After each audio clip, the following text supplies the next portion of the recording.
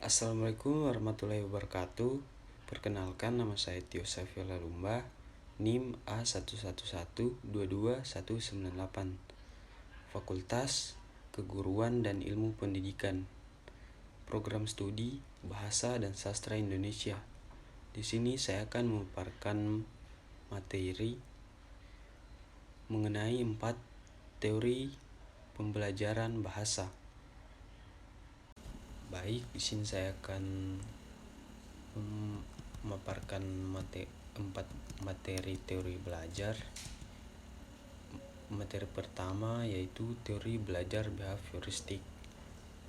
Teori belajar behavioristik memiliki arti teori belajar melalui tingkah laku.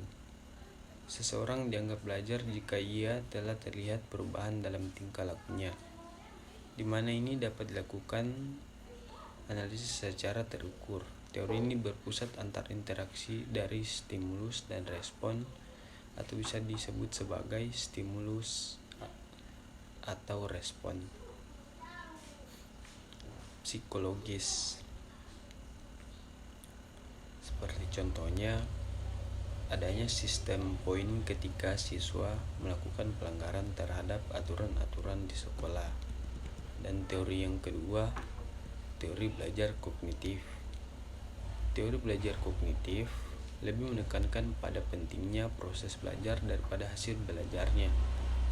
Beberapa penganut teori ini berpendapat bahwa belajar tidak sekedar melibatkan hubungan antara stimulus dan respon, melainkan oleh resepsi dan pengalamannya yang telah tertata dalam bentuk struktur kognitif setiap manusia. Seperti contohnya dalam kegiatan belajar, proses belajar ilmu perlu dilakukan secara interaktif yang berkesinambungan dengan lingkungan. Cara ini diharapkan mampu memproses persepsi anak didik yang kemudian membentuk hubungan antara pengalaman yang baru dan pengalaman yang telah tersimpan sebelumnya.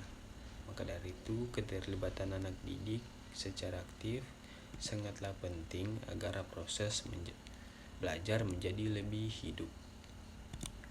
Teori yang ketiga yaitu teori belajar konstruktivisme. Teori belajar konstruktivisme meyakini bahwa proses pembentukan atau biasa disebut konstruksi pengetahuan berasal dari anak didik itu sendiri. Jadi siswa harus aktif selama kegiatan pembelajaran, aktif berpikir maupun berlatih, mengutarakan pendapatnya tentang apa yang dipelajari. Dan sementara peranan guru adalah membantu agar proses pembentukan pengetahuan tersebut berjalan dengan lancar. Guru tidak harus mentransfer pengetahuannya yang dimiliki, tetapi membantu siswa membentuk pengetahuannya sendiri. Ini menuntut para guru untuk lebih memahami jalan pikiran siswanya dalam belajar. Dan teori yang keempat atau teori yang terakhir yaitu teori belajar humanistik. Teori belajar humanistik ini meyakini perkembangan pengetahuan dari sisi kepribadian manusia. Dengan kata lain, memanusiakan manusia. Teori ini bertujuan membantu kepribadian murid dengan melakukan berbagai kegiatan yang positif, di mana proses belajar dianggap berhasil jika anak didik telah memahami lingkungan dan dirinya sendiri. Pada praktiknya, teori ini sering dikritik karena sukar diterapkan. Teori ini cenderung lebih dekat dengan bidang filsafat atau teori kepribadian, alih-alih berbicara dalam lingkup bidang pendidikan. Contohnya, sumbangan teori ini tetap memberikan dampak yang cukup besar. Para guru maupun anak didik dapat menjalin hubungan yang kuat untuk membantu proses belajar anak didik.